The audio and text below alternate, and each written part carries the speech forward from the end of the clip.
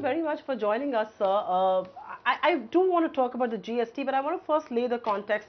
The Parliament session is just days away, and many people believe that the focal point that the government wants to do is to pass the GST in this session. You've just had a very high-profile meeting, and it looks like there is some kind of an outreach, some kind of mellow of positions on both sides. But I first want to talk to you about the meeting. I know you wouldn't want to get into the internals of what exactly was discussed, but could you give us a sense of what this meeting was all about, and is there a meeting of minds at all?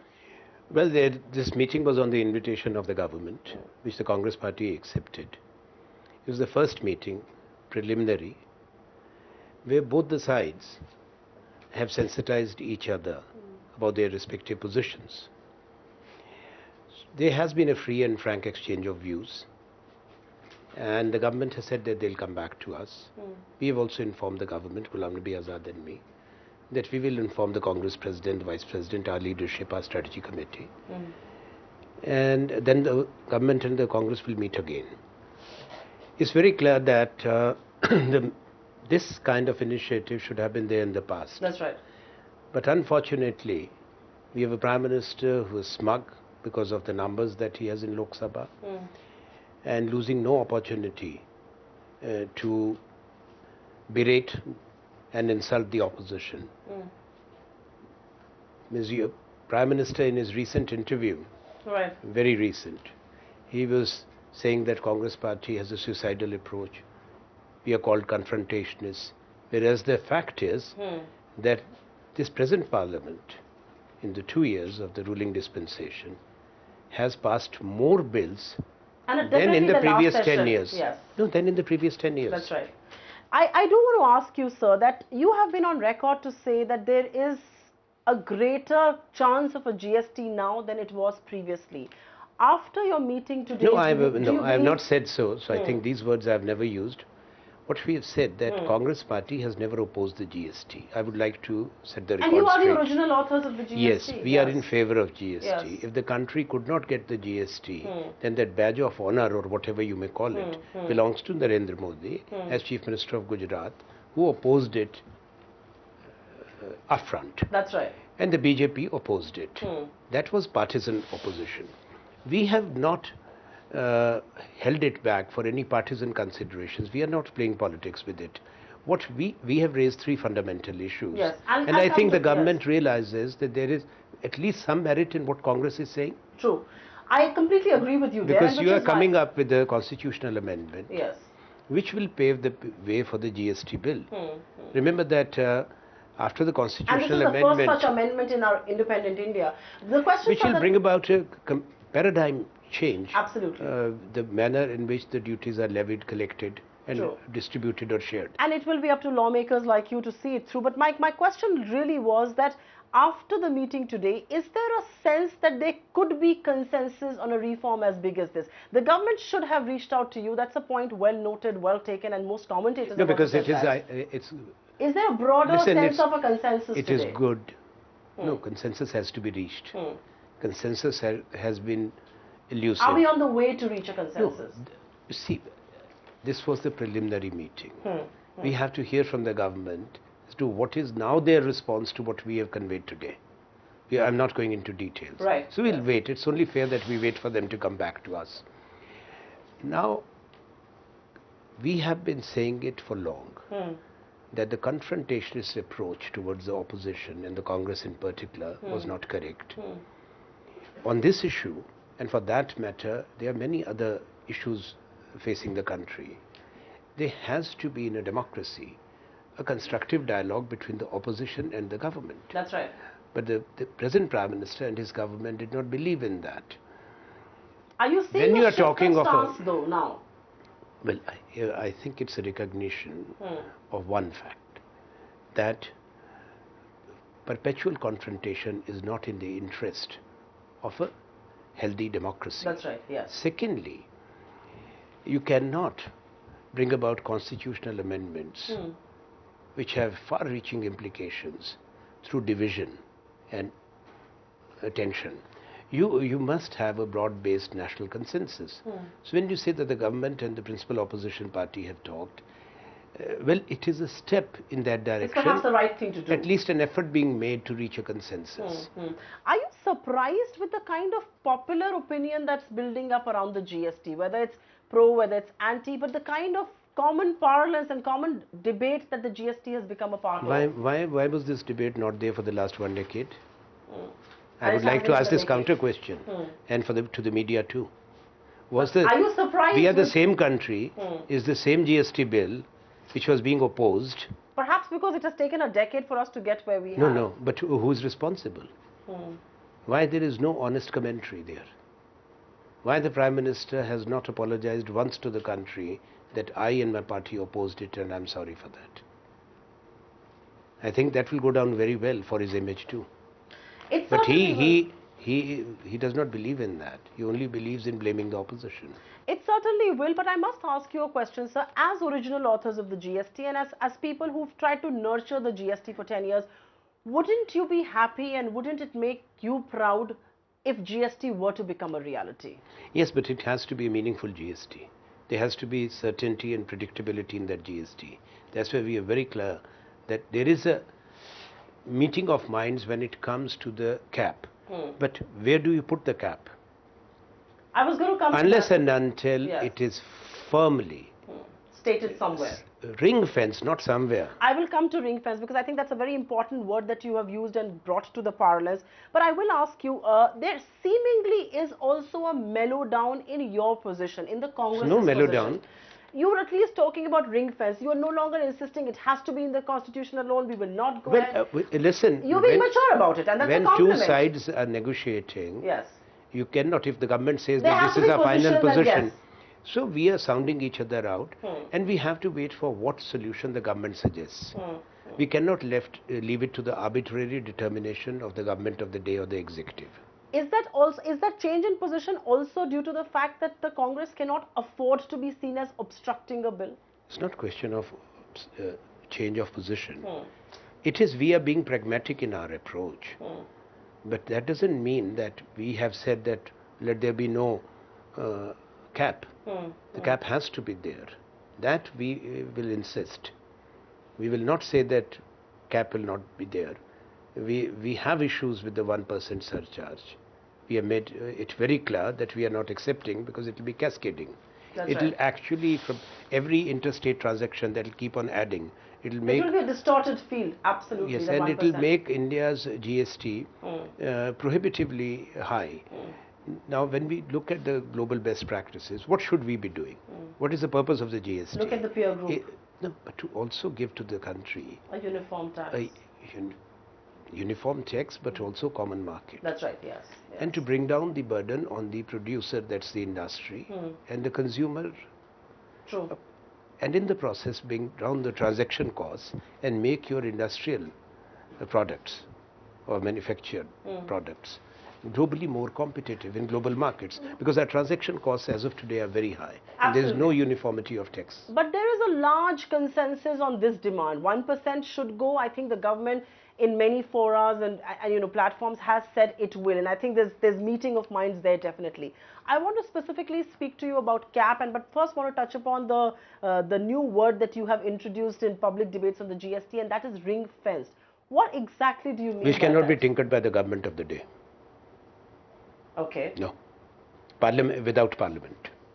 But sir, my question to you is that your initial demand was that the GST cap rate should be made a part of the constitution. I'm aware. The government turns around and says that if we were to do that, it will be very cumbersome to ever change it because it takes a while to bring about a constitutional amendment.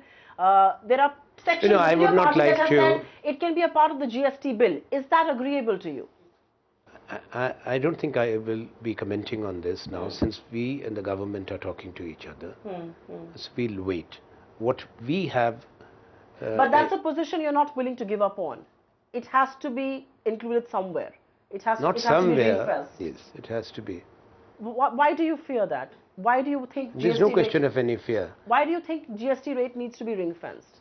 It cannot be left to the arbitrary change and determination of the executive.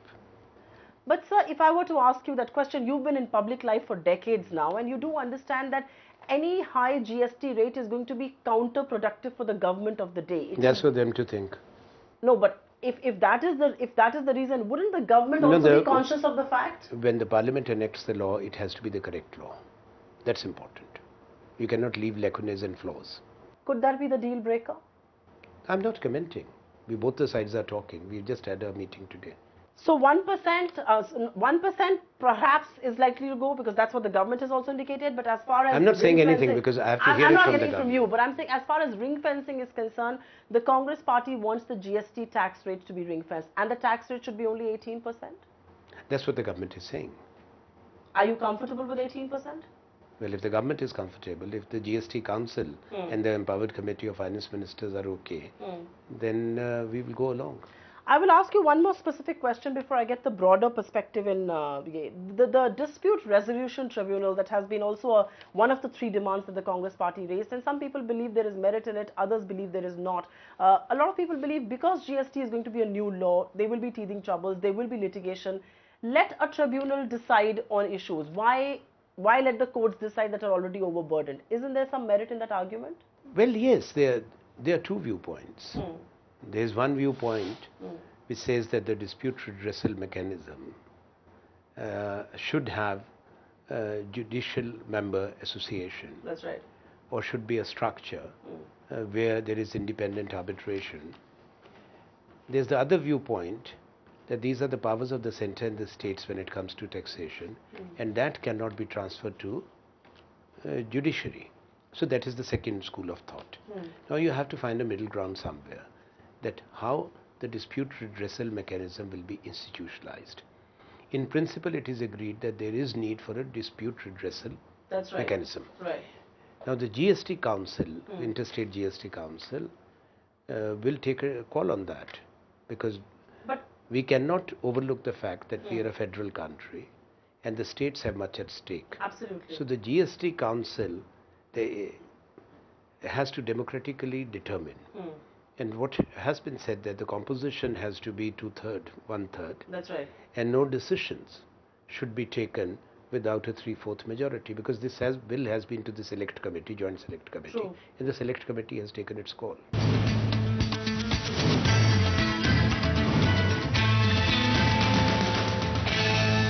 Mr. Sharma, if I may ask you, and because you've been a very pragmatic politician as well, you've not just been a policy maker, you've been a very pragmatic politician.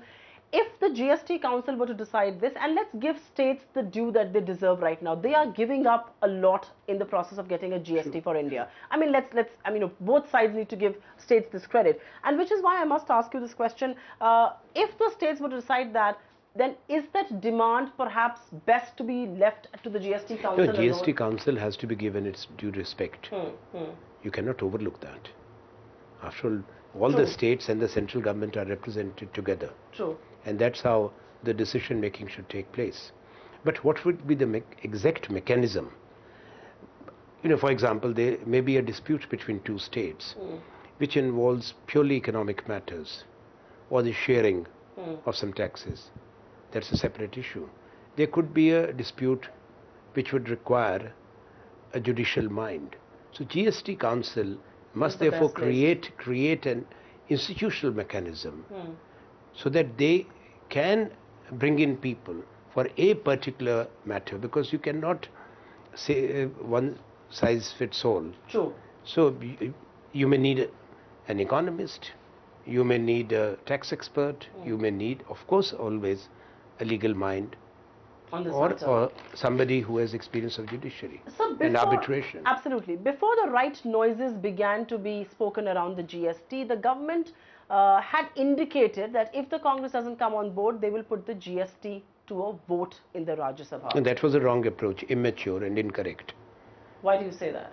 Well, you're bringing about a sweeping change through division, not through consensus. That won't work. Because before the GST bill comes, this constitutional amendment has to be ratified by 50% of the states. Yes. And you can't enter into a conflict. It's better. Which was my question. The government is rightly advised to try and seek a consensus, not confrontation. But is that a change in position that you are now sensing? That they're not trying to roughshod the Congress over this, but they're trying to finally build a consensus? Well, there is a departure from what Prime Minister said, that we are committing suicide. He has survived 7 years of attempted suicide. So will you? No, we were Once not this committing GST is through. suicide. We Absolutely. never said that we will oppose it. I do want to ask you a question, sir, because there is so much written and said in public media about your numbers and their numbers in the Rajya Sabha. Can the GST be a reality without the Congress coming on board? I think... Because they say that the smaller parties will come together. I am very clear. We should not look at it purely from the numbers point of view. Okay. We have to look at it from the national interest perspective. But has And the that changed national numbers? interest dictates and demands that there must be a national consensus on this. Does the national interest also discuss and demand that there should be a GST for India? Well, we were telling them, but they didn't hear us all these years. Do you believe the change in numbers, and I'm just quoting experts here, a lot of people believe that a change in numbers in the Rajya Sabha has also forced the climb down for the Congress we have party? not gone down that much. What is the number? We are still 60 plus, along with our allies. So there's 2-3 here or there doesn't make the difference. I maintain it again. Congress party, we never pushed it. We could have pushed it through a division. True. But we never wanted to do it. A quick question, sir, before we wrap this up. You did say that, it has to go to states for ratification. One of the other things that the government was talking about is that the Congress governed states are also on board with many provisions that the government has put forward. That is not the stand of the Congress party. This has party. been a work in progress for long. The first bill was piloted by Pranab Mukherjee. That's right. When he was the finance minister. Then it went to the standing committee. Yashwant Sinha was the chairman. After that it came back. Some changes were made, some were not. And it was placed before the cabinet. By that time, finance minister was P. Chidambaram. That's right. Then the cabinet deliberated and cleared it. And it was introduced. That is the GST we are talking about. But there have been some changes made after this government came. And I would also like to make this observation. Sure. If there was a bill which was drafted 10 years ago and went to the standing committee or cleared by the cabinet 4 years ago or 3 years ago, then placed before the parliament around the same time. Between then and now, there have been changes. True. People have got better insight. So you should not say that what was done then is the final position of any political party. True, absolutely. You should have an incremental approach. What you can trigger in now, what you can activate later, but try to make it as robust as you can. You're perhaps hinting to some of the things that are being left out of the GST and you would want them to come in. Is that also a point of discussion? Does that bother you that this is going to be a GST which is not going to be a perfect GST? Petrol, alcohol, electricity, all of those items. Yes, petroleum, the government has said that they are going to include, but the GST Council will decide when it will be. At what date? At what date? Do you think it's going to be easy to convince the states to include petrol? If it's not happening to begin with at a later date? Well, it's a revenue neutral rate. If all the states are going to be compensated for any revenue loss, then there should be a political consensus built on including it. I'm going to take the liberty. Because the biggest multiplier in transaction costs is diesel. Is diesel, of course, because it's the transportation So fuel. if you keep that out, you're not genuinely bringing down the it's transaction cost. India, one tax, and now you're creating a common market. I'm going to take the liberty of asking you a political question here, and I must ask you this question though, because there are certain sections that believe that the Congress party itself is divided on the GST. They call you the true reformist, and you want to support the GST, but there is a Mr. Chidambaram who doesn't want to. No, Chidambaram, it would be unfair. After all, he piloted the bill, he brought it. And what the party BJP did as finance minister, what he wanted to give to the country, he was prevented. So it's not that he is, when you go back to 1991, he was part of the reform team. True, yeah. So that's not a correct, you see. But what about the party high command? Is Mr. Rahul Gandhi on board with the Congress throwing its weight behind the GST? We have not said anything. No decision in the Congress party is taken without the full participation and endorsement of the Congress President, Vice President. If the Congress party takes a position, then they are party to that decision. Fair point indeed. Is there too much politics at play, do you believe? And does that bother you at one level? Because you've been a career reformist. Is there too much politics, too much political prestige at play in the GST? It's not only the GST, it's also on other issues. I think this government could have engaged better. But other political issues like a National Herald, like an Arunachal, like an Uttarakhand, do they have an impact on something like this? Yes, I think this government has made it very clear, and the BJP as a political party, something which is very dangerous. to say in a democracy that we want a Congress Mukt Bharat. We are a 130-year-old political party. Means we are the principal opposition. Question is not of the number of seats won, but you can't say of a political party which may still have 23% of national vote that we will eliminate you. So you do agree that issues outside the GST have stalled the GST for all No, this I will while? not say. We've never made it political. That stalled Parliament because of the confrontation many times. And in turn Arunachal stalled did, legislation. Uttarakhand did. Yes. But in turn also stalled legislations No, like but the GST. legislation in Parliament worked overtime to clear. GST was stalled because the government did not respond meaningfully to our concerns. Mr. Sharma, as we end this, as the original authors of the GST and as people who've tried to push this reform for 10 years, can you assure our viewers that GST perhaps could be a reality in this monsoon session of Parliament? Primarily, responsibility is that of the government. The ball is in their court. They'll come back to us. If we are convinced that the solutions or the proposals which they make will address the issues that we have raised, then they could be a meeting ground. But the Congress is willing to walk that extra mile to play When ball you as well. negotiate, both the sides have to take a step forward. Thank you very much, sir. Such a pleasure.